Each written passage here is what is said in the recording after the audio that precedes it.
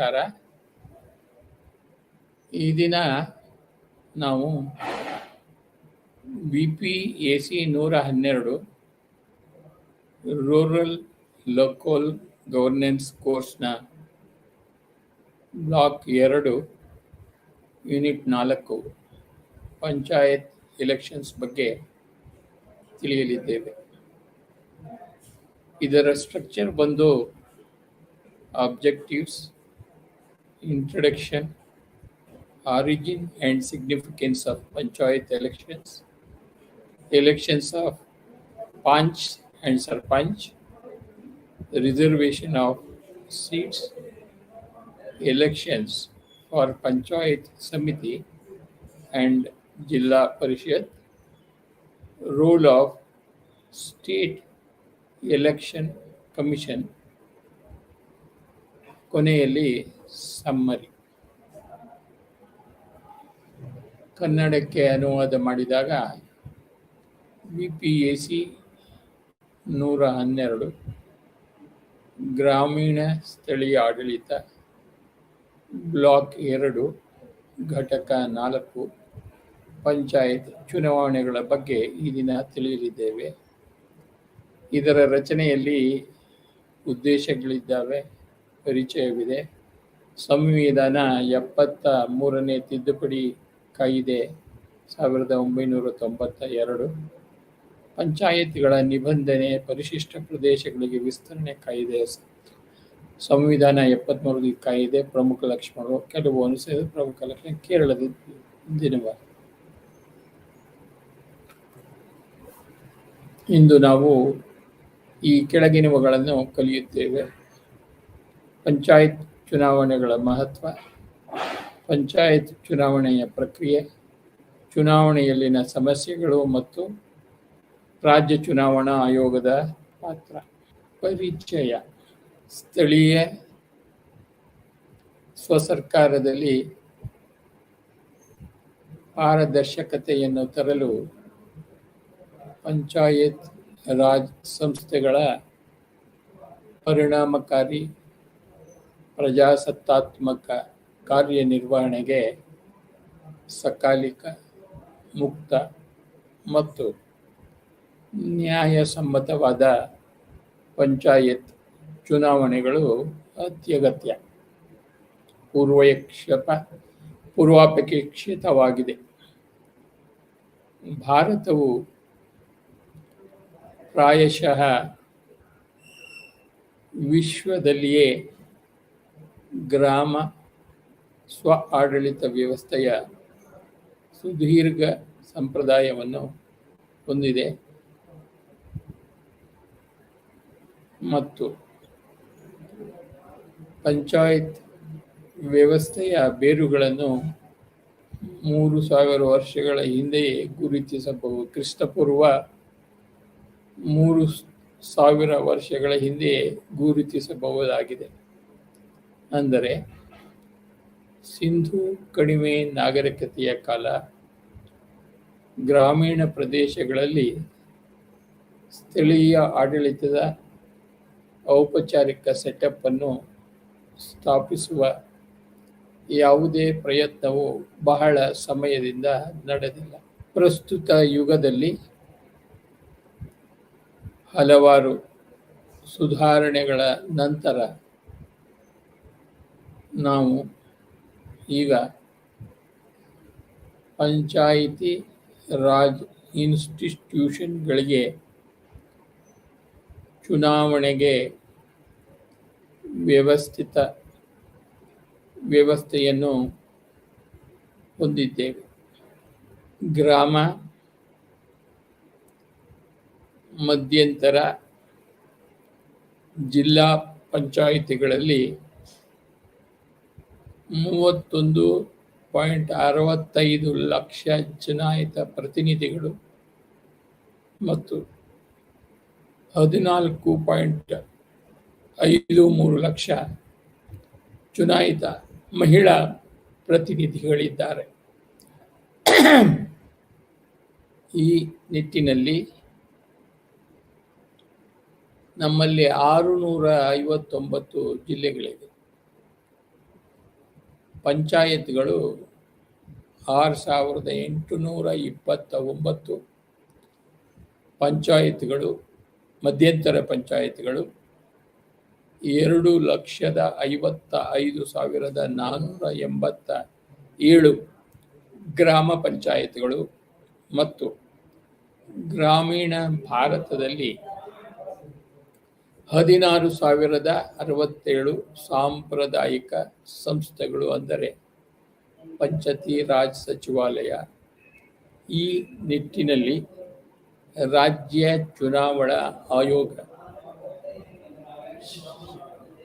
ಪಂಚಾಯತ್ಗಳಿಗೆ ಎಲ್ಲ ಚುನಾವಣೆಗೆ ಮತದಾರ ಪಟ್ಟಿಗಳ ತಯಾರಿಕೆ ಮತ್ತು ನಿರ್ವಹಣೆಯ ಮೇಲ್ವಿಚಾರಣೆ, ನಿರ್ದೇಶನ ಮತ್ತು ನಿಯಂತ್ರಣದ ಜವಾಬ್ದಾರಿ ಹಾಗೂ ಅದು ಪಂಚಾಯಿತಿ ಚುನಾವಣೆ ಸಂವಿಧಾನದ 243 ಪ್ರಕಾರ ಕೆಲವು ರಾಜ್ಯಗಳ ಭಾಗಗಳಾಗಿವೆ. ಅವುಗಳು ಸಂವಿಧಾನದ ಭಾಗ 9 ಅಡಿಯಲ್ಲಿ ಒಳಗೊಳ್ಳುವುದಿಲ್ಲ. ಆದ್ದರಿಂದ ಈ ಪ್ರದೇಶಗಳಲ್ಲಿ ಪಂಚಾಯತ್ಗಳ ನಿಬಂಧನೆಗಳು ಅನ್ವಯಿಸುವುದಿಲ್ಲ. ಈ ಘಟಕದಲ್ಲಿ ನಾವು ಸಮಸ್ಯೆಗಳನ್ನು ಗಮನಹರಿಸುತ್ತೇವೆ ಮತ್ತು ಪಂಚಾಯತ್ ರಾಜ್ ಸಂಸ್ಥೆಗಳಿಗೆ ಚುನಾವಣೆಯ ಪ್ರಕ್ರಿಯೆಯನ್ನು ತಿಳಿಯಲಿದ್ದೇವೆ. ಈ ನಿಟ್ಟಿನಲ್ಲಿ ರಾಜ್ಯ ಚುನಾವಣಾ ಆಯೋಗಗಳ ಪಾತ್ರದ ಸಂಕ್ಷಿಪ್ತ ಅವಲೋಕನವನ್ನು ಸಹ ಮಾಡಲಾಗುವುದು. 4.2 origin and significance of panchayat elections. 4.2 ಪಂಚಾಯತ್ನ ಚುನಾವಣೆಗಳು, ಮೂಲ ಮತ್ತು ಮಹತ್ವ. ಆಧುನಿಕ ದಿನದ ಪ್ರಜಾಪ್ರಭುತ್ವ ಪ್ರಕ್ರಿಯೆಯ ಭಾಗವಾಗಿ ಚುನಾವಣೆಯನ್ನು ನಿರ್ಧಾರ ಮಾಡುವ ಔಪಚಾರಿಕ ಗುಂಪು ಎಂದು ವ್ಯಾಖ್ಯಾನಿಸಬಹುದು. ಇದರಲ್ಲಿ ಜನರ ಗುಂಪು ಅಥವಾ ಜನಸಂಖ್ಯೆಯ ಒಂದು ಭಾಗವು ಕೆಲವು ಕಚೇರಿ ಅಥವಾ ಕೆಲವು ಸಾರ್ವಜನಿಕರಿಗೆ ತಮ್ಮ ಪ್ರತಿನಿಧಿಯನ್ನು ಆಯ್ಕೆ ಮಾಡಲು ಮತ ಚಲಾಯಿಸುತ್ತದೆ. ಆಧುನಿಕ ಚುನಾವಣಾ ವ್ಯವಸ್ಥೆಯನ್ನು ಪರಿಚಯಿಸುವ ಮೊದಲು ಭಾಗಶಃ ಪ್ರಜಾಪ್ರಭುತ್ವ ಅಥವಾ ಪರೋಕ್ಷ ಚುನಾವಣೆಗಳ ವ್ಯವಸ್ಥೆ ಇತ್ತು.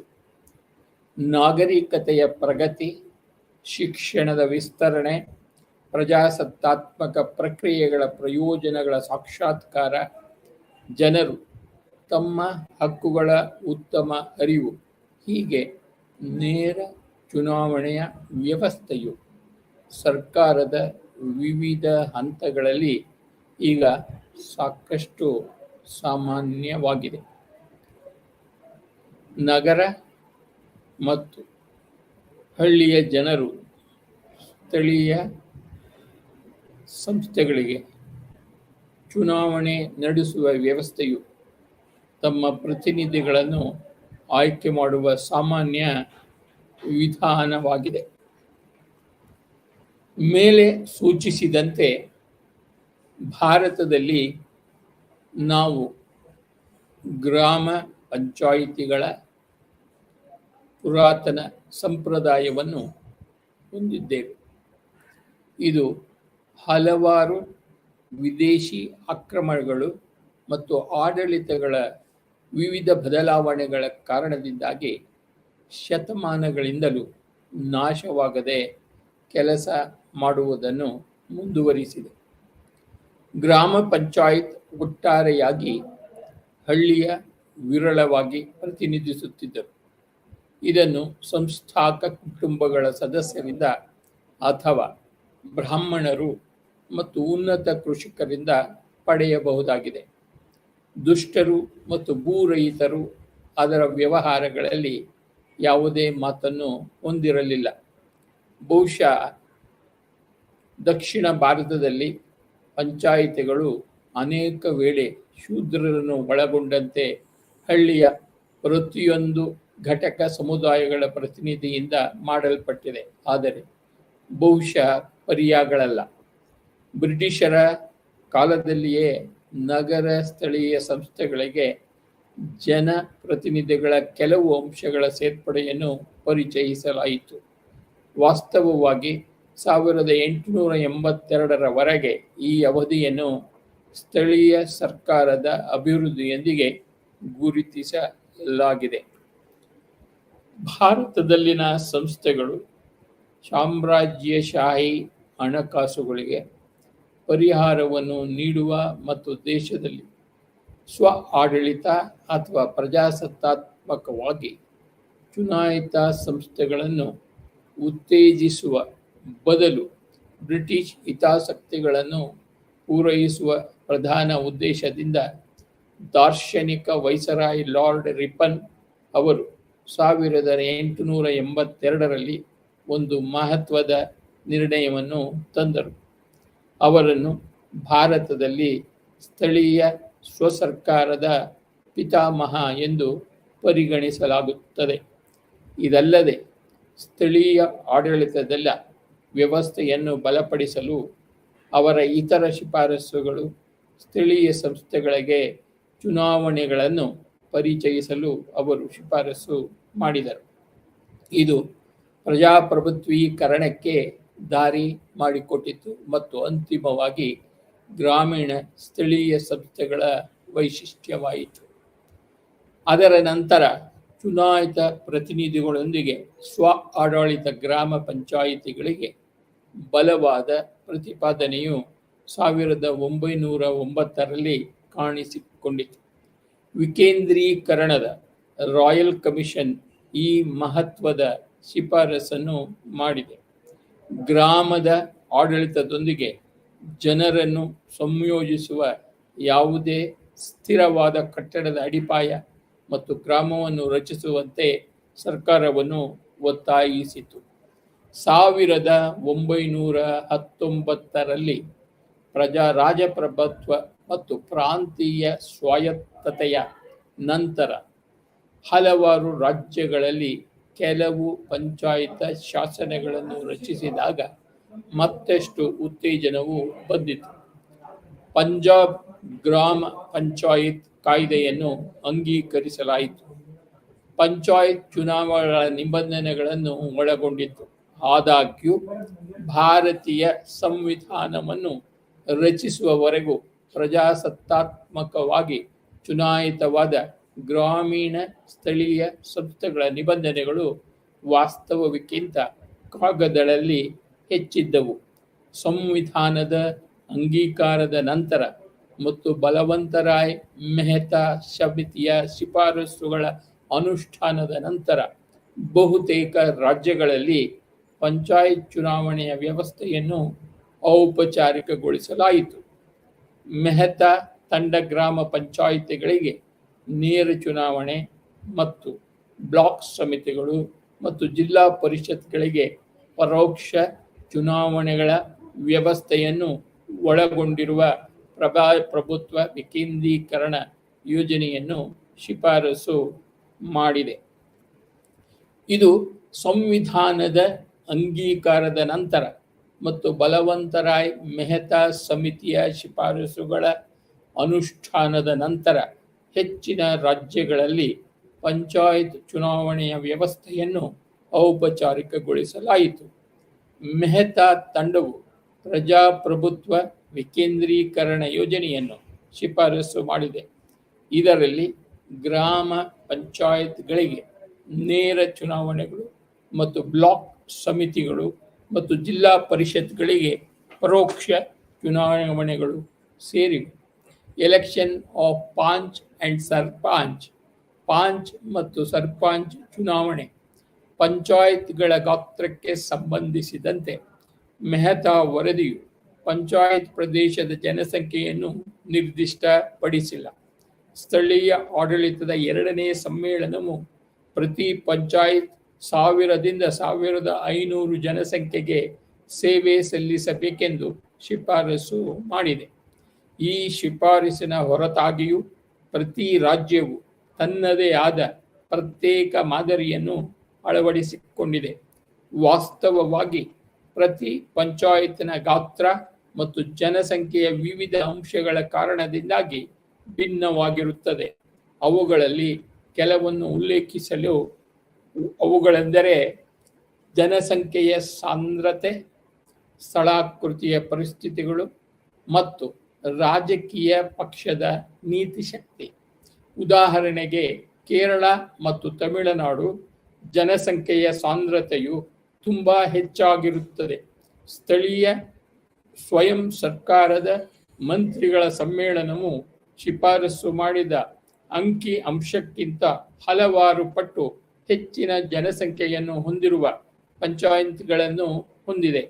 ಗಾತ್ರವು ಪಂಚಾಯತ್ ರಾಜ್ ಚುನಾವಣೆಗಳ ಸಮಿತಿ ಮತ್ತು ರಾಜ್ಯ ಆಡಳಿತದ ಆಡಳಿತ ಸುಧಾರಣಾ ಆಯೋಗವು ಸೂಚಿತ ಮಿತಿಗಳನ್ನು ಮೀರಿದೆ. ಪ್ರಸ್ತುತ 200ರಿಂದ 50,000 ಅಥವಾ ಅದಕ್ಕಿಂತ ಹೆಚ್ಚಿನ ಜನಸಂಖ್ಯೆಯನ್ನು ಹೊಂದಿರುವ ಕಂದಾಯ ಗ್ರಾಮಕ್ಕೆ ಪಂಚಾಯಿತಿಯನ್ನು ರಚಿಸಲಾಗಿದೆ. ಪಂಜಾಬ್ನಲ್ಲಿ ಕನಿಷ್ಠ ಅವಶ್ಯಕತೆಯು 200 ಆಗಿದೆ. ಹರಿಯಾಣ ಮತ್ತು ಹಿಮಾಚಲ ಪ್ರದೇಶನಲ್ಲಿ ಅದೇ ಕ್ರಮವಾಗಿ 500 ಮತ್ತು 1000 ಆಗಿದೆ. ಉತ್ತರ ಪ್ರದೇಶದಲ್ಲಿ ಇದು ಕನಿಷ್ಠ 1000 ಜನಸಂಖ್ಯೆಗೆ ರಚನೆಯಾಗಿದೆ ಮತ್ತು ಅಲ್ಲಿ ಸರಾಸರಿ ಜಿಪಿ ಜನಸಂಖ್ಯೆಯು 2400 ಆಗಿದೆ. ಪಶ್ಚಿಮ ಬಂಗಾಳದಲ್ಲಿ ಕನಿಷ್ಠ 1100 ಜನಸಂಖ್ಯೆಗೆ ಪಂಚಾಯತನ್ನು ರಚಿಸಲಾಗಿದೆ. ಗರಿಷ್ಠ 48,000 ಆಗಿದೆ. ಆದರೆ ಕೇರಳದಲ್ಲಿ ಸರಾಸರಿ 24,000 ಮತ್ತು ಅಲ್ಲಿ ದೊಡ್ಡ ಜನಸಂಖ್ಯೆಗೆ ಪಂಚಾಯತ್ಗಳಿವೆ. 40,000ಕ್ಕಿಂತ ಹೆಚ್ಚು ಜನಸಂಖ್ಯೆಯನ್ನು ಹೊಂದಿರುವ 29 ಪಂಚಾಯತ್ಗಳು ಮತ್ತು 50,000ಕ್ಕಿಂತ ಹೆಚ್ಚು ಜನಸಂಖ್ಯೆ ಹೊಂದಿರುವ 4. ಕರ್ನಾಟಕದಲ್ಲಿ ಸರಾಸರಿ ಗ್ರಾಮ ಪಂಚಾಯಿತಿಯು 5,300 ಜನಸಂಖ್ಯೆಯನ್ನು ಹೊಂದಿದ್ದು, ಮಹಾರಾಷ್ಟ್ರಕ್ಕೆ ಅದೇ 2,000.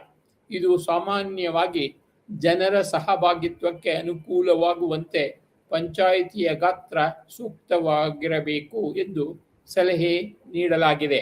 ಆದರೆ ಕೆಲವು ವಿದ್ವಾಂಸರು ಇದರಿಂದ ತೃಪ್ತರಾಗಿಲ್ಲ. ಅಶೋಕ ಮೆಹ್ತಾ ಸಮಿತಿಯು ತಾಂತ್ರಿಕ ನಡುವೆ ಸಮತೋಲನವನ್ನು ಸೂಚಿಸಿದೆ.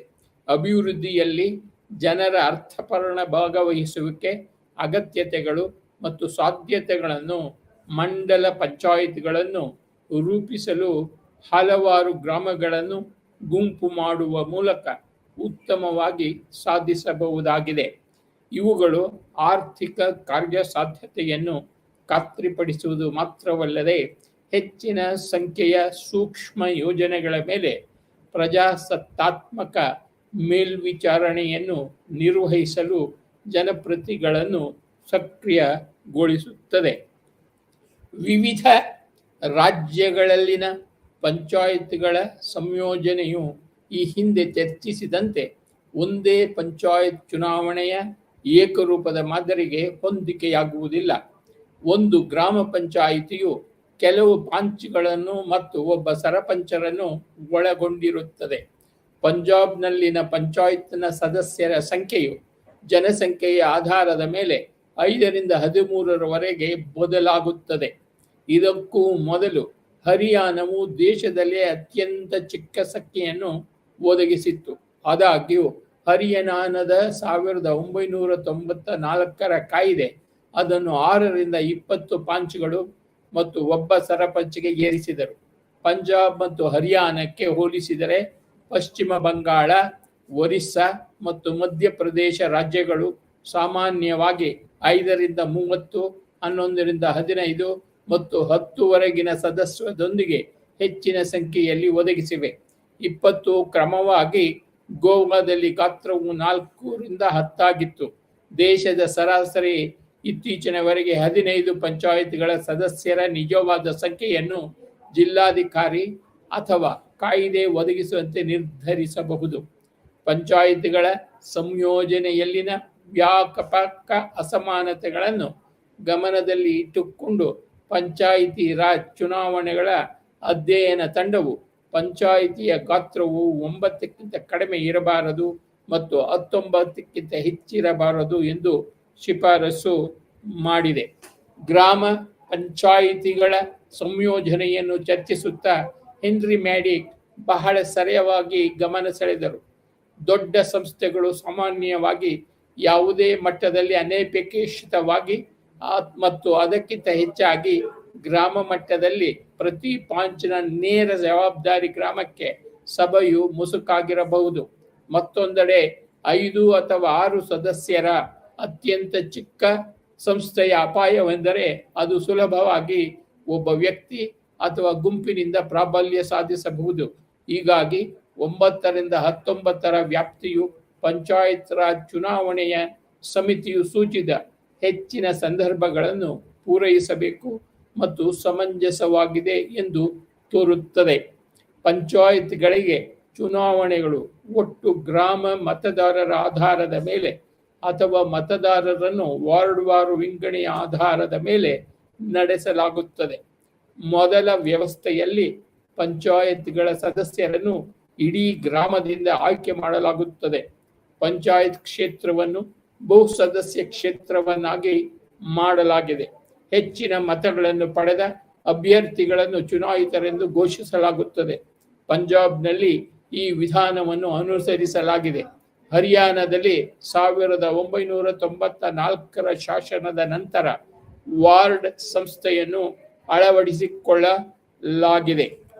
ಮೊದಲ ವ್ಯವಸ್ಥೆಯನ್ನು ಅನುಸರಿಸುವ ಇತರ ರಾಜ್ಯಗಳು ಅಸ್ಸಾಂ, ಜಮ್ಮು ಮತ್ತು ಕಾಶ್ಮೀರ.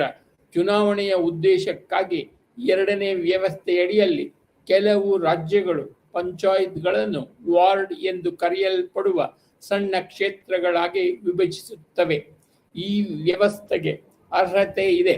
ಪ್ರತಿ ಪ್ರದೇಶಕ್ಕೂ ನ್ಯಾಯೋಚಿತ ಮತ್ತು ಸಮಾನ ಎಂಬ ಅರ್ಥದಲ್ಲಿ ಪ್ರಾತಿನಿಧ್ಯವನ್ನು ನೀಡುತ್ತದೆ.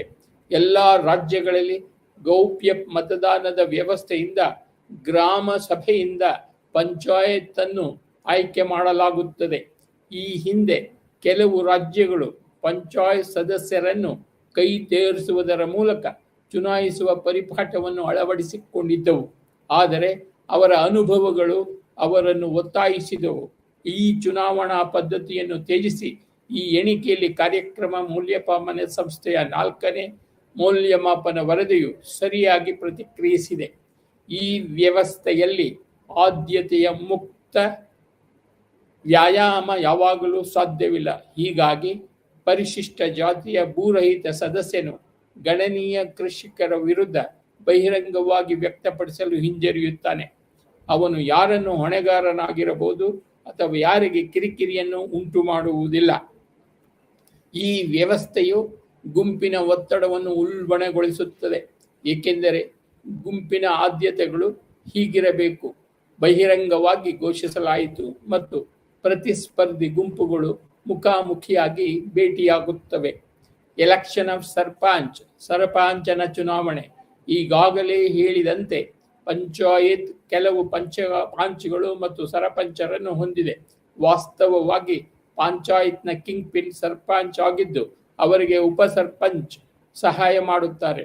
ಪಂಜಾಬ್, ಹರಿಯಾಣ ಮತ್ತು HP ಸರ್ಪಂಚ್ ಮತ್ತು ಪಾಂಚ್ಗಳು ನೇರವಾಗಿ ಆಯ್ಕೆಯಾಗುತ್ತಾರೆ.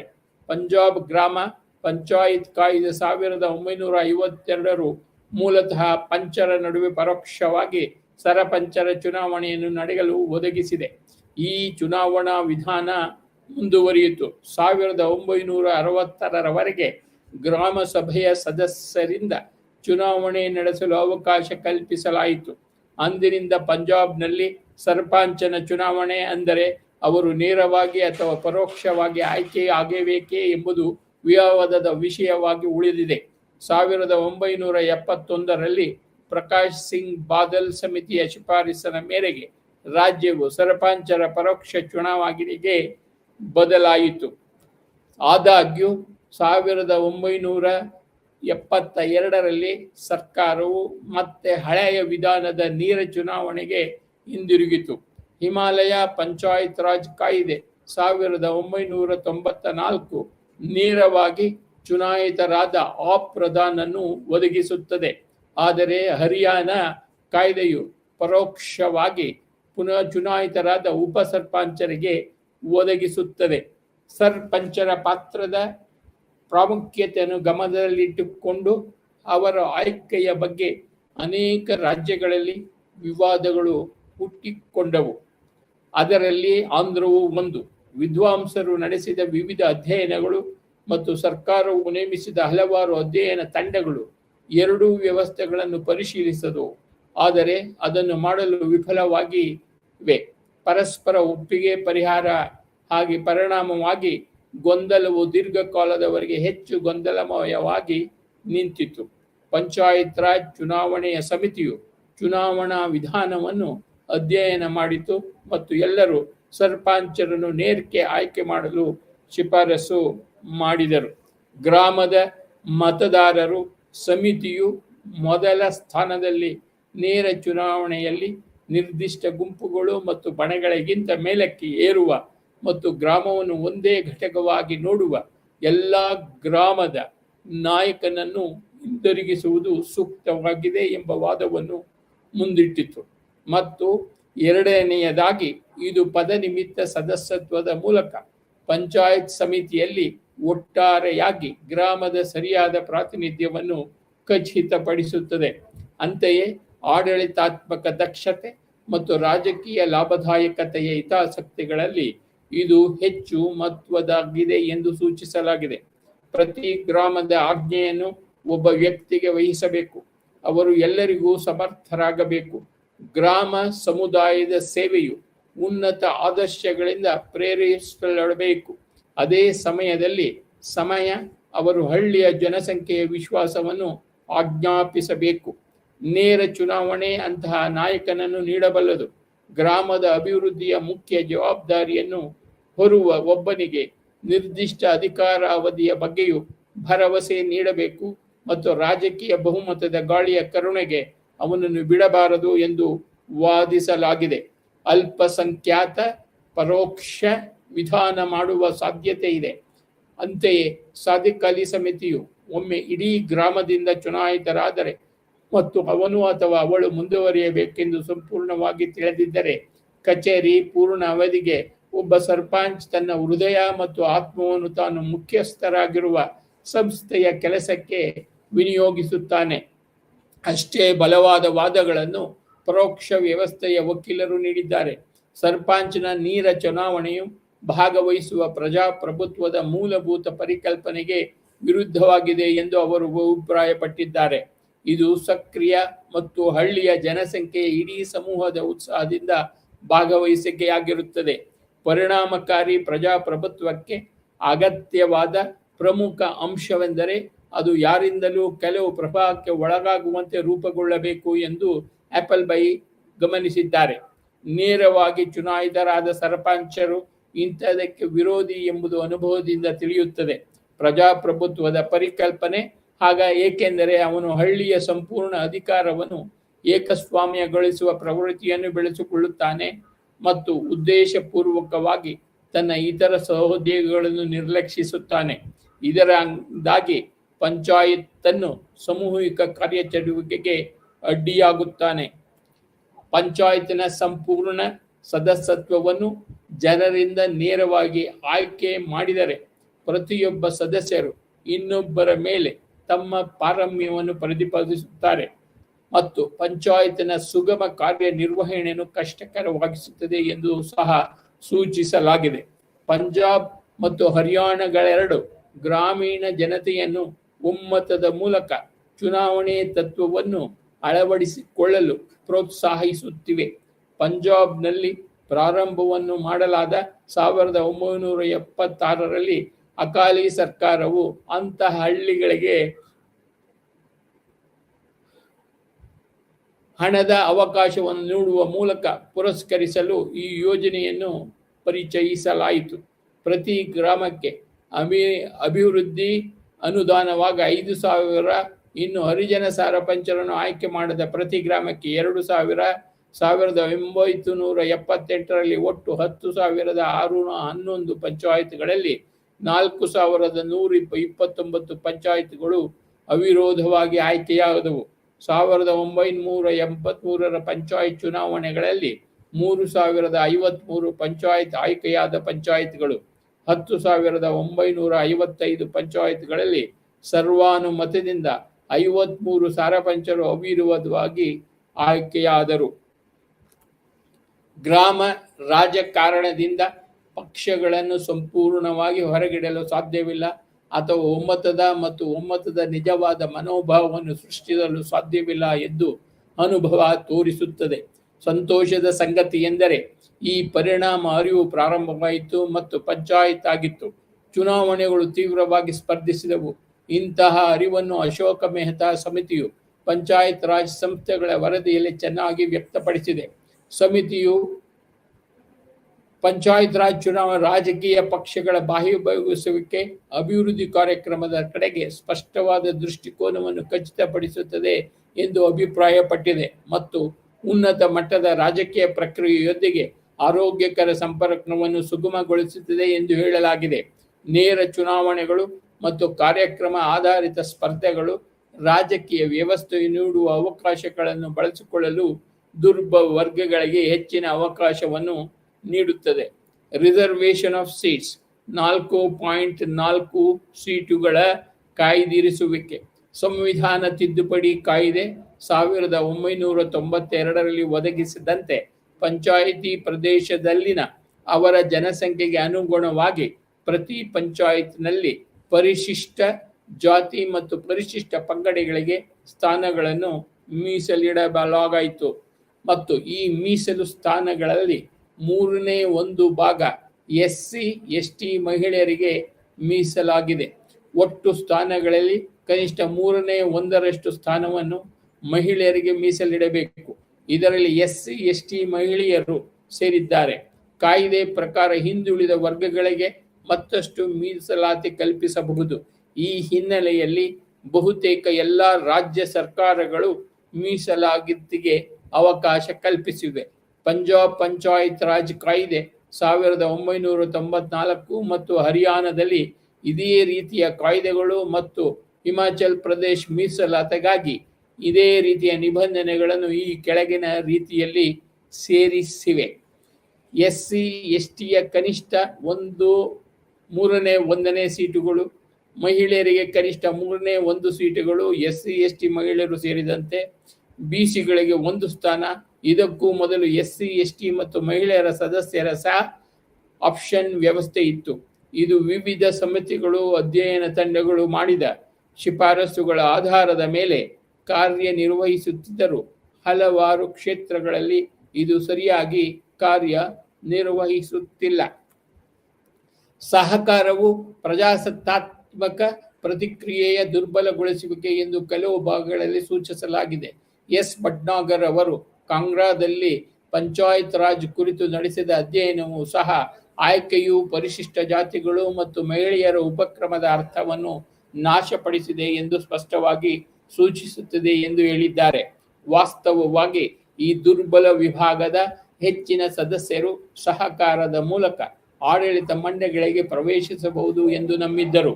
ಅವರು ಸ್ಪರ್ಧಿಸುವ ಅಗತ್ಯವಿರಲಿಲ್ಲ ಮತ್ತು ಸ್ಪರ್ಧಿಸದಿರುವ ಮೂಲಕ ಅವರು ಉನ್ನತ ಜಾತಿಗಳ ಅಸಮಾಧಾನವನ್ನು ತಪ್ಪಿಸುತ್ತಾರೆ. ಹೆಚ್ಚಿನ ಸಂದರ್ಭಗಳಲ್ಲಿ ಪರಿಶಿಷ್ಟ ಜಾತಿಗಳಲ್ಲಿರುವ ಪಟ್ಟಭದ್ರ ಹಿತಾಸಕ್ತಿಗಳಿಂದ ಸಾಮಾನ್ಯ ಜನಸಾಮಾನ್ಯರಿಗೆ ಹಾನಿಯಾಗುವಂತೆ ಸಹಕಾರದ ಅವಕಾಶವನ್ನು ಬಳಸಿಕೊಳ್ಳಲಾಗಿದೆ ಎಂದು ಅಧ್ಯಯನವು ತೋರಿಸುತ್ತದೆ. ಇತರ ಕೆಲವು ವಿದ್ವಾಂಸರು ಸಹ ಆಯ್ಕೆಯ ಯೋಜನೆ ಹೊಂದಿದೆ ಎಂದು ಅಭಿಪ್ರಾಯಪಟ್ಟಿದ್ದಾರೆ. ನಾಗರಿಕರ ಅಭಿವೃದ್ಧಿ ಹೊಂದಿದ ವಿಭಾಗಗಳನ್ನು ಹೆಚ್ಚಿನ ಪ್ರಮಾಣದಲ್ಲಿ ರಾಜಕೀಯವಾಗಿ ಸಾಮಾಜಿಕವಾಗಿ ಬೆಸೆಯಲು ವಿಫಲವಾಗಿದೆ. ಬದಲಿಗೆ ಇದು ಸ್ವಲ್ಪ ಮಟ್ಟಿಗೆ ಪಟ್ಟಭದ್ರ ಹಿತಾಸಕ್ತಿಗಳನ್ನು ಶಾಶ್ವತಗೊಳಿಸಿದೆ. ಇಕ್ಬಾಲ್ ನಾರಾಯಣ್ ಮತ್ತು PC ಮಥುರ್ ಸಹಕಾರವು ವಿಶೇಷವಾಗಿ ಪಂಚಾಯತ್ ಸಮಿತಿ ಮಟ್ಟದಲ್ಲಿ ತಜ್ಞರು ಅಥವಾ ತಜ್ಞರ ಆಯ್ಕೆಗೆ ಕಾರಣವಾಗಲಿಲ್ಲ. ಸಹ ಆಯ್ಕೆಯಾದ ಸದಸ್ಯರು ಪಂಚಾಯತ್ ಸಮಿತಿಗಳ ವ್ಯವಹಾರಗಳಲ್ಲಿ ಸಕ್ರಿಯ ಆಸಕ್ತಿ ವಹಿಸುವುದಿಲ್ಲ. ಅವರು ಹೆಚ್ಚು ಕಡಿಮೆ ಮೂಕ ಪ್ರೇಕ್ಷಕರಾಗಿದ್ದಾರೆ ಅಥವಾ ಪ್ರಬಲ ಗುಂಪಿನ ರೇಖೆಯನ್ನು ಹೊಂದಿದ್ದಾರೆ ಎಂದು ಹೇಳಲಾಗಿದೆ. ಎಲೆಕ್ಷನ್ಸ್ ಫಾರ್ ಪಂಚಾಯತ್ ಸಮಿತಿ ಅಂಡ್ ಜಿಲ್ಲಾ ಪರಿಷತ್. ಪಂಚಾಯತ್ ಸಮಿತಿ ಮತ್ತು ಜಿಲ್ಲಾ ಪರಿಷತ್ ಚುನಾವಣೆಗಳು. ಪಂಚಾಯತ್ ಸಮಿತಿ 73ನೇ ಸಾಂವಿಧಾನಿಕ ತಿದ್ದುಪಡಿ ಕಾಯ್ದೆ 1992 ಜಾರಿಗೆ ಬರುವ ಮೊದಲು ಪಂಚಾಯತ್ ಸಮಿತಿಯ ಸಂಯೋಜನೆಯು ಎಲ್ಲ ರಾಜ್ಯಗಳಲ್ಲೂ ಒಂದೇ ರೀತಿ ಇರಲಿಲ್ಲ. ಪಂಚಾಯತ್ ಸಮಿತಿಯ ಸದಸ್ಯತ್ವವನ್ನು ಸ್ಥೂಲವಾಗಿ 4 ವರ್ಗಗಳಾಗಿ ವರ್ಗೀಕರಿಸಬಹುದು. 1 ಪ್ರಾಥಮಿಕ ಸದಸ್ಯರು, 2 ಸಹವರ್ತಿ ಸದಸ್ಯರು, 3 ಸಹ ಆಯ್ಕೆ ಮಾಡಲಾಗಿದೆ ಮತ್ತು ಪದನಿಮಿತ್ತ ಸದಸ್ಯರು ಎಂದು. ವಾಸ್ತವವಾಗಿ ಈ ವಿಷಯದಲ್ಲಿ ಪ್ರಮುಖ ರೂಪಾಂತರಗಳು ರಾಜ್ಯಗಳ ನಡುವೆ ಇದ್ದುವು. ಇದು ಕೇವಲ ಪಂಚಾಯತ್ ಚುನಾವಣೆಗಳನ್ನು ಅವಲಂಬಿಸಿದೆ ಅಥವಾ ಸರಪಂಚರು ಮತ್ತು ರೂಪಿಸುವುದರ ಪದನಿಮಿತ್ತ ಸದಸ್ಯವನ್ನು ಹೆಚ್ಚು ಅವಲಂಬಿಸಿದೆ. ಕೆಲವು ಚುನಾವಣಾ ವ್ಯವಸ್ಥೆ ಪ್ರತ್ಯಕ್ಷ ಅಥವಾ ಪರೋಕ್ಷವಾಗಿ ಹೇಳಿ 73ನೇ ಸಂವಿಧಾನಕ್ಕೆ ತಿದ್ದುಪಡಿ ಕಾಯ್ದೆ 1992 ಮಧ್ಯಂತರ ಮತ್ತು ಜಿಲ್ಲಾ ಮಟ್ಟದಲ್ಲಿ ಕೆಲವು ನೇರವಾಗಿ ಚುನಾಯಿತ ಸದಸ್ಯರಿಗೆ ಒದಗಿಸಲಾಗಿದೆ. ಇದನ್ನು ರಾಜ್ಯ ಸರ್ಕಾರಗಳು ತಮ್ಮ ಆಯಾ ಕಾಯ್ದೆಗಳನ್ನು ತಿದ್ದುಪಡಿ ಮಾಡುವ ಮೂಲಕ ಅಳವಡಿಸಿಕೊಂಡಿವೆ. ಪಂಜಾಬ್ ಪಂಚಾಯತ್ ರಾಜ್ ಕಾಯ್ದೆ 1994 ಪ್ರತಿ ಪಂಚಾಯತ್ ಸಮಿತಿಯು ಒಳಗೊಂಡಿರುತ್ತದೆ. ನೇರವಾಗಿ ಚುನಾಯಿತ ಸದಸ್ಯರು, ಸರಪಂಚರ ಪ್ರತಿನಿಧಿಗಳು, ಶಾಸಕರು, ಯಾವುದಾದರೂ MLC ಇದ್ದರೆ ಅವರನ್ನು ಸೇರಿರುತ್ತಾರೆ. ಕಾಯ್ದೆಯು 6 ರಿಂದ 10 ನೇರವಾಗಿ ಚುನಾಯಿತ ಸದಸ್ಯರನ್ನು ಪ್ರತಿ 15,000 ಜನಸಂಖ್ಯೆಗೆ ಅಥವಾ ಪಂಚಾಯತ್ ಸಮಿತಿಗೆ ಪ್ರದೇಶ ಭಾಗಕ್ಕೆ ಒಬ್ಬ ಸದಸ್ಯರ ದರದಲ್ಲಿ ಒದಗಿಸುತ್ತದೆ. ಇದು 90,000 ಜನಸಂಖ್ಯೆಯವರೆಗೆ 6 ಸದಸ್ಯರನ್ನು ಹೊಂದಿರಬಹುದು ಮತ್ತು 1,50,000ಕ್ಕಿಂತ ಹೆಚ್ಚು ಜನಸಂಖ್ಯೆಯನ್ನು ಹೊಂದಿರುವ ಸಮಿತಿಯ ಪ್ರದೇಶದಲ್ಲಿ ಗರಿಷ್ಠ ಸಂಖ್ಯೆ 10 ಆಗಿರಬೇಕು. ಪ್ರತಿ ಸದಸ್ಯರು ಸಮಿತಿಯ ಪ್ರದೇಶದ ಪ್ರಾದೇಶಿಕ ಕೇಂದ್ರಗಳಿಂದ ಚುನಾಯಿತರಾಗುತ್ತಾರೆ. ಪ್ರತಿಯೊಬ್ಬರು ಸರಿಸುಮಾರು ಸಮಾನ ಜನಸಂಖ್ಯೆಯನ್ನು ಹೊಂದಿರಬೇಕು. 2ನೇ ವರ್ಗದ ಸದಸ್ಯರು ಸಮಿತಿ ಪ್ರದೇಶದಲ್ಲಿನ ಗ್ರಾಮ ಪಂಚಾಯತ್ಗಳ ಸರಪಂಚರಿಂದ ನೇರವಾಗಿ ಚುನಾಯಿತರಾದ ಸರಪಂಚರ ಪ್ರತಿನಿಧಿಗಳನ್ನು ಒಳಗೊಂಡಿದೆ. ಈ ವರ್ಗದ ಸದಸ್ಯರ ಸಂಖ್ಯೆಯು ಅನುಪಾತವನ್ನು ಅವಲಂಬಿಸಿರುತ್ತದೆ. ಸದಸ್ಯರ ಮೊದಲ ಮತ್ತು 2ನೇ ವರ್ಗ ಅಂದರೆ ಸರಪಂಚರ ಪ್ರತಿನಿಧಿಗಳು ಮತ್ತು ನೇರವಾಗಿ ಚುನಾಯಿತ ಸದಸ್ಯರ ಅನುಪಾತವು 60-40 ಆಗಿರಬೇಕು ಎಂದು ಹೇಳಲಾಗಿದೆ. 3ನೇ ವರ್ಗದಲ್ಲಿ ಪಂಜಾಬ್ ರಾಜ್ಯದ ಶಾಸಕಾಂಗ ಸಭೆಯ ಸದಸ್ಯರು ಸೇರುತ್ತಾರೆ. ಅವರ ಕ್ಷೇತ್ರದ ಬಹುಪಾಲು ಭಾಗವು ಪಂಚಾಯತ್ ಸಮಿತಿ ಪ್ರದೇಶದಲ್ಲಿ ಬರುತ್ತದೆ. ಮತ್ತು ಕೊನೆಯದಾಗಿ ಇದು ರಾಜ್ಯದ ವಿಧಾನ ಪರಿಷತ್ತಿನ ಸದಸ್ಯರು ಯಾರಾದರೂ ಇದ್ದರೆ ಯಾರು ಪಂಚಾಯತ್ ಸಮಿತಿ ವ್ಯಾಪ್ತಿಯಲ್ಲಿ ಮತದಾರರಾಗಿ ನೋಂದಾಯಿಸಲಾಗಿದೆ. ಹರಿಯಾಣ ಪಂಚಾಯತ್ ರಾಜ್ ಕಾಯ್ದೆ 1994 ಕೆಳಗಿನ ಸಂಯೋಜನೆಯನ್ನು ಒದಗಿಸುತ್ತವೆ. 40,000 ಅಂದರೆ ಕನಿಷ್ಠ 10 ಸದಸ್ಯರು ಜನಸಂಖ್ಯೆಯನ್ನು ಹೊಂದಿರುವ ಪಂಚಾಯತ್ ಸಮಿತಿ ಪ್ರದೇಶದ ಪ್ರತಿ 4,000 ಜನಸಂಖ್ಯೆ ಅಥವಾ ಅದರ ಭಾಗಕ್ಕೆ ಒಬ್ಬ ಸದಸ್ಯರ ಪ್ರಮಾಣದಲ್ಲಿ 10 ರಿಂದ 30 ನೇರವಾಗಿ ಚುನಾಯಿತ ಸದಸ್ಯರು ಮತ್ತು ಅದರ ನಂತರ ಪ್ರತಿ 5,000 ಜನಸಂಖ್ಯೆಯ ಒಬ್ಬ ಸದಸ್ಯರು. 2ನೇಯದು ನಿರ್ದಿಷ್ಟ ಕ್ಷೇತ್ರವನ್ನು ಪ್ರತಿನಿಧಿಸುವ ಶಾಸಕ ಮತ್ತು ಮೇಲಿನ ಏನಲ್ಲಿ ನೇರವಾಗಿ ಚುನಾಯಿತರಾದ ಸದಸ್ಯರ 1/5 ಸಮಾನವಾದ ಪಂಚಾಯತ್ ಸಮಿತಿಯ ಅಧಿಕಾರ ವ್ಯಾಪ್ತಿಯಲ್ಲಿರುವ ಗ್ರಾಮ ಪಂಚಾಯತಿನ ಸರಪಂಚರು. ಹಿಮಾಚಲ ಪ್ರದೇಶದಲ್ಲಿ ಹೊಸ ಕಾಯ್ದೆಯು ಈ ಕೆಳಗಿನ ಸಂಯೋಜನೆಯನ್ನು ಒದಗಿಸುತ್ತದೆ. ಪ್ರತಿ 3,000 ಜನಸಂಖ್ಯೆಗೆ ಒಬ್ಬ ಸದಸ್ಯರಂತೆ 15 ರಿಂದ 40 ನೇರವಾಗಿ ಚುನಾಯಿತ ಸದಸ್ಯರು, ಕ್ಷೇತ್ರಗಳನ್ನು ಪ್ರತಿನಿಧಿಸುವ ಸಂಸದರು ಮತ್ತು ಶಾಸಕರು, ಮತ್ತು ಪ್ರಧಾನ 5ನೇ ಭಾಗ ಸಮಿತಿ ಪ್ರದೇಶದಲ್ಲಿ ಗ್ರಾಮ ಪಂಚಾಯಿತಿಗಳ ಸರಪಂಚರು ನಿಗದಿತ ಅವಧಿಗೆ ತಿರುಗುವ ಮೂಲಕ ಜಿಲ್ಲಾ ಪರಿಷತ್ತಿನ ಸದಸ್ಯವನ್ನು ಒಂದು ಕಡೆ ಪಂಚಾಯತ್ ರಾಜ್ನ ಮಧ್ಯಂತರ ಮಟ್ಟದೊಂದಿಗೆ ಸಾವಯವವಾಗಿ ಜೋಡಿಸುವ ರೀತಿಯಲ್ಲಿ ವಿನ್ಯಾಸಗೊಳಿಸುತ್ತದೆ. ಮತ್ತೊಂದೆಡೆ ಮೇಲಿನ ಹಂತದಲ್ಲಿರುವ ರಾಜ್ಯ ಶಾಸಕಾಂಗ ಮತ್ತು ರಾಷ್ಟ್ರೀಯ ಸಂಸತ್ತಿನೊಂದಿಗೆ ವಾಸ್ತವವಾಗಿ ಜಿಲ್ಲಾ ಪರಿಷತ್ತಿನಲ್ಲಿ ಈ ಕೆಳಗಿನ ವಿಶಾಲ ವರ್ಗಗಳ ಸದಸ್ಯತ್ವವನ್ನು ಒದಗಿಸಲಾಗಿದೆ. ಆದರೆ ಸ್ಥಾನವು ರಾಜ್ಯದಿಂದ ರಾಜ್ಯಕ್ಕೆ ಬದಲಾಗುತ್ತದೆ. ಪಂಚಾಯತ್ ರಾಜ್ ಕಾರ್ಯನಿರ್ವಹಿಸುತ್ತಿರುವ ಎಲ್ಲ ರಾಜ್ಯಗಳಲ್ಲಿ ಮಧ್ಯಂತರ ಶ್ರೇಣಿಯು ಜಿಲ್ಲಾ ಪರಿಷತ್ತನ್ನು ಅವುಗಳ ಅಧ್ಯಕ್ಷರ ಮೂಲಕ ಪ್ರತಿನಿಧಿಸುತ್ತದೆ. ಅಂದರೆ ಪ್ರತಿ ಪಂಚಾಯತ್ ಸಮಿತಿಯ ಅಧ್ಯಕ್ಷರು ಅದರ ಪದನಿಮಿತ್ತ ಸಾಮರ್ಥ್ಯದಲ್ಲಿ ಅವರು ಹೊಂದಿರುವ ಕಚೇರಿಯ ಸದ್ಗುಣದಿಂದ ಮತದಾನದ ಹಕ್ಕಿನೊಂದಿಗೆ ಪ್ರತಿನಿಧಿಸುತ್ತಾರೆ. ಈ ಅಭ್ಯಾಸ ಅಸ್ಸಾಂ, ಆಂಧ್ರ, ಅರುಣಾಚಲ ಪ್ರದೇಶ ಮತ್ತು ತ್ರಿಪುರಾದಲ್ಲಿ ಅನುಸರಿಸಲಾಗಿದೆ. ಗೋವಾ, ಸಿಕ್ಕಿಂ ಮತ್ತು ಮಣಿಪುರದಲ್ಲಿ ಕೆಳ ಹಂತದ ಅಧ್ಯಕ್ಷರು ಜಿಲ್ಲಾ ಮಂಡಳಿಯ ಸದಸ್ಯರಾಗಿದ್ದಾರೆ. ತಲಾ 20 ಲಕ್ಷಕ್ಕಿಂತ ಕಡಿಮೆ ಜನಸಂಖ್ಯೆಯನ್ನು ಹೊಂದಿರುವ 2 ಹಂತದ ವ್ಯವಸ್ಥೆಯನ್ನು ಹೊಂದಿದ್ದಾರೆ. ಪಂಜಾಬ್ನಲ್ಲಿ ಅಧ್ಯಕ್ಷರಲ್ಲದೆ ಪಂಚಾಯತ್ ಸಮಿತಿಯ ಕೆಲವು ಹೆಚ್ಚುವರಿ ಸದಸ್ಯರನ್ನು ಜಿಲ್ಲಾ ಪರಿಷತ್ತಿಗೆ ಆಯ್ಕೆ ಮಾಡಲಾಗುತ್ತದೆ. ಎಲ್ಲ ರಾಜ್ಯಗಳು ನೇರವಾಗಿ ಚುನಾಯಿತ ಸದಸ್ಯರನ್ನು ಜಿಲ್ಲಾ ಪರಿಷತ್ತಿಗೆ ಒದಗಿಸಿವೆ. ಪಂಜಾಬ್ ಕಾಯ್ದೆಯು ಜಿಲ್ಲಾ ಪರಿಷತ್ತು ಕೆಳಗಿನ ಸದಸ್ಯರನ್ನು ಒಳಗೊಂಡಿರುತ್ತದೆ ಎಂದು ಒದಗಿಸುತ್ತದೆ. ಮೊದಲನೆಯದು, ಜಿಲ್ಲೆಯ ಪ್ರಾದೇಶಿಕ ಘಟಕಗಳಿಂದ 10 ರಿಂದ 25 ನೇರವಾಗಿ ಚುನಾಯಿತ ಸದಸ್ಯರು. ಸರಿಸುಮಾರು 50,000 ಜನಸಂಖ್ಯೆಯ ಪ್ರತಿ ಕ್ಷೇತ್ರವು ಒಬ್ಬ ಸದಸ್ಯರನ್ನು ಆಯ್ಕೆ ಮಾಡುತ್ತದೆ. ಅಂದರೆ 5 ಲಕ್ಷದವರೆಗಿನ ಜನಸಂಖ್ಯೆ ಕನಿಷ್ಠ 10 ಸದಸ್ಯರು ಮತ್ತು 12 ಲಕ್ಷಕ್ಕಿಂತ ಹೆಚ್ಚಿನ ಸಂಖ್ಯೆಗೆ ಗರಿಷ್ಠ 25 ಸದಸ್ಯರು.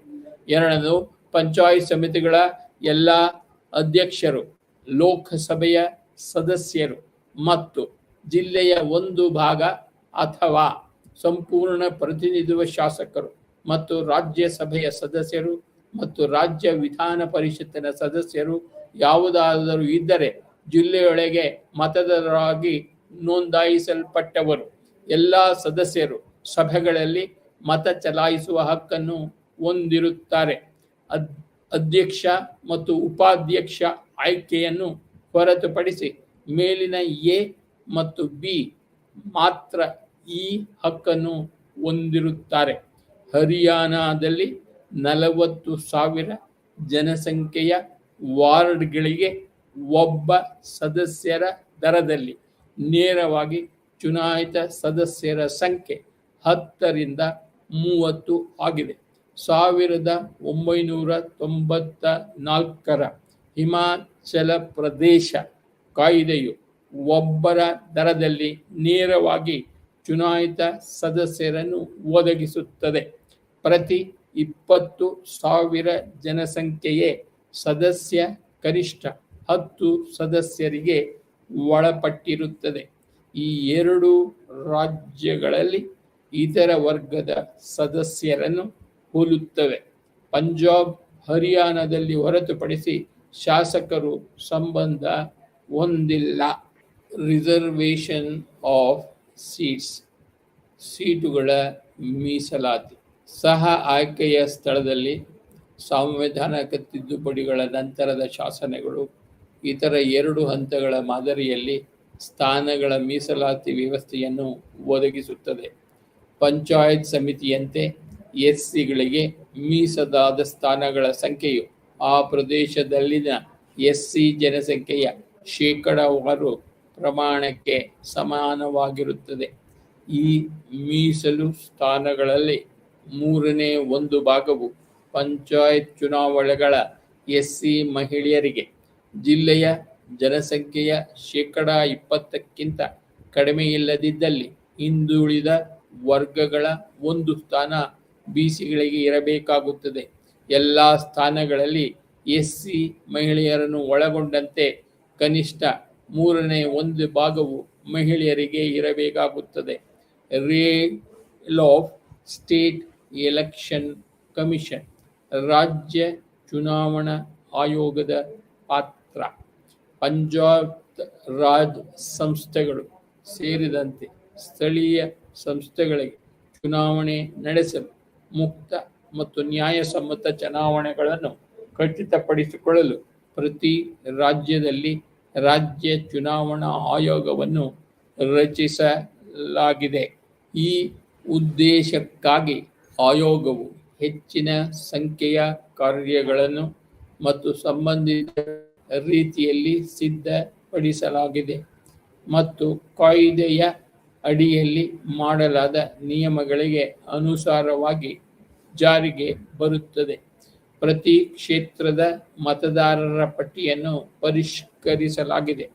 ಪ್ರತಿ ಸಾರ್ವತ್ರಿಕ ಚುನಾವಣೆಯ ಮೊದಲು ಮತ್ತು ಪ್ರತಿ ಉಪಚುನಾವಣೆಯ ಮೊದಲು ಒಂದು ಸಾಂದರ್ಭಿಕ ಖಾಲಿ ಹುದ್ದೆಯನ್ನು ತುಂಬಲು ಮತದಾರರ ಪಟ್ಟಿಯನ್ನು ಪರಿಷ್ಕರಿಸಲಾಗಿದೆ. Appointment of dates for nominations etcetera. ನಾಮ ನಿರ್ದೇಶನಗಳಿಗೆ ದಿನಾಂಕಗಳ ನೇಮಕಾತಿ ಇತ್ಯಾದಿ. ನಾಮ ನಿರ್ದೇಶನಗಳನ್ನು ಮಾಡಲು ಕೊನೆಯ ದಿನಾಂಕ. ಇದು ಮೊದಲು ಸೂಚಿಸಲಾದ ಅಧಿಸೂಚನೆಯ ಪ್ರಕಟಣೆಯ ದಿನಾಂಕದ ನಂತರ 7ನೇ ದಿನ ಮತ್ತು ಸಾರ್ವಜನಿಕ ರಜೆಯ ಸಂದರ್ಭದಲ್ಲಿ ಮುಂದಿನ ದಿನ, ಅಂದರೆ ಸಾರ್ವಜನಿಕ ರಜಾ ದಿನವಲ್ಲ. ಚುನಾವಣೆಗೆ ನಾಮಪತ್ರಗಳ ಪರಿಶೀಲನೆಯ ದಿನಾಂಕ. ಅಭ್ಯರ್ಥಿಯು ಉಮೇದುವಾರಿಕೆಯನ್ನು ಹಿಂತೆಗೊಳ್ಳುವ ಕೊನೆಯ ದಿನಾಂಕ. ಸಮೀಕ್ಷೆಯನ್ನು ತೆಗೆದುಕೊಳ್ಳಬೇಕಾದ ದಿನಾಂಕ ಮತ್ತು ಕೊನೆಯ ದಿನಾಂಕ. ಅದಕ್ಕೂ ಮೊದಲು ಚುನಾವಣೆಯನ್ನು ಪೂರ್ಣಗೊಳಿಸಬೇಕು. Public notice of election. ಚುನಾವಣೆಯ ಸಾರ್ವಜನಿಕ ಸೂಚನೆ. ಅಧಿಸೂಚನೆಯ ವಿಷಯದ ಮೇಲೆ ಚುನಾವಣಾ ಅಧಿಕಾರಿಯು ಉದ್ದೇಶಿತ ಚುನಾವಣೆಯ ಸಾರ್ವಜನಿಕ ಸೂಚನೆಯನ್ನು ನೀಡುತ್ತಾರೆ. ಚುನಾವಣೆಗೆ ಅಭ್ಯರ್ಥಿಗಳ ನಾಮ ನಿರ್ದೇಶನಗಳನ್ನು ಆಹ್ವಾನಿಸುತ್ತಾರೆ ಮತ್ತು ನಾಮಪತ್ರಗಳನ್ನು ತಲುಪಿಸುವ ಸ್ಥಳವನ್ನು ನಿರ್ದಿಷ್ಟಪಡಿಸುತ್ತಾರೆ. Nomination of candidates for election.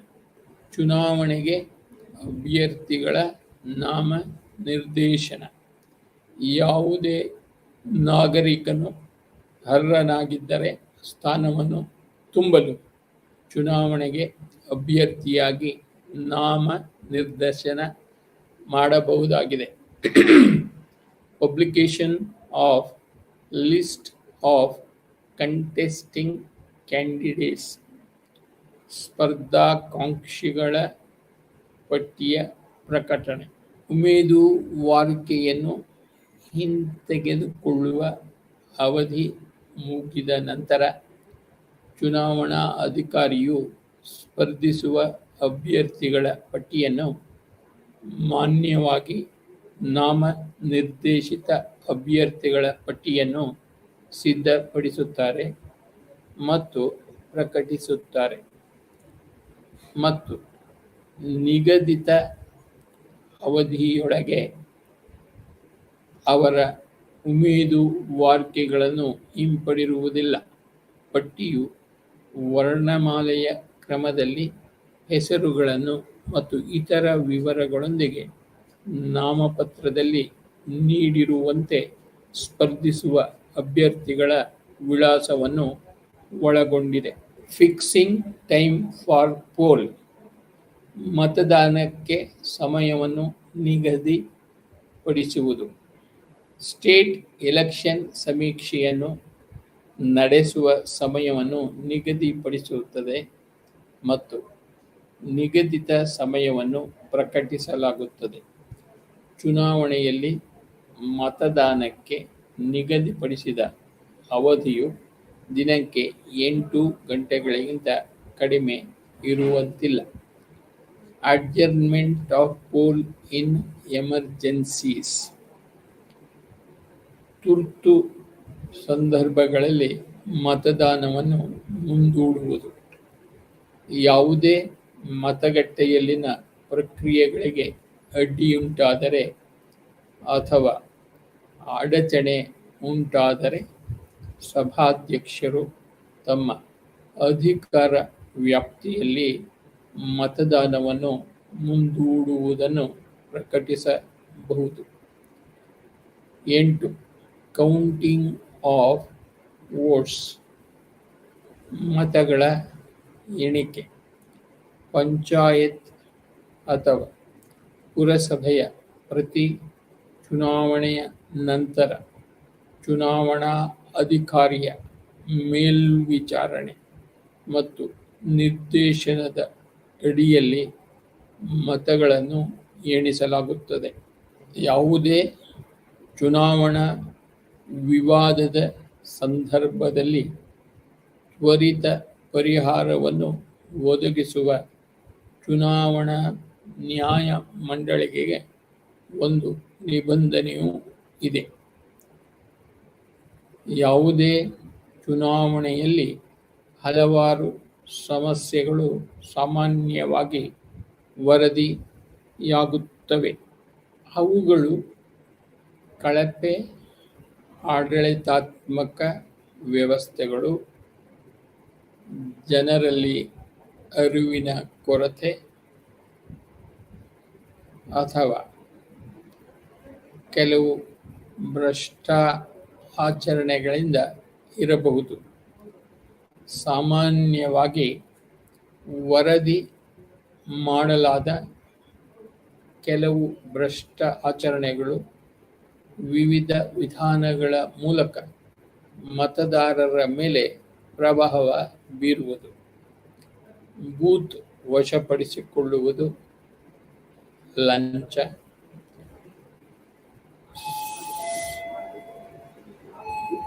ಸುಳ್ಳು ಭರವಸೆಗಳ ಪ್ರಚಾರ, ಕಾನೂನು ಬಾಹಿರ ಹೇಳಿಕೆಗಳನ್ನು ನೀಡುವುದು,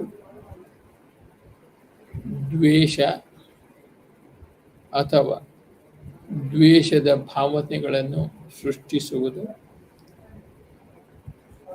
ಕೆಲವು ಅಭ್ಯರ್ಥಿಗಳ ವಿರುದ್ಧ ಮತ ಚಲಾಯಿಸುವಂತೆ ಅಭ್ಯರ್ಥಿಯಿಂದ ಮನವಿ ಮಾಡುವುದು ಅಥವಾ ಮತದಾನದಿಂದ ದೂರವಿರಲು ಮತದಾರರಿಗೆ ಮನವಿ,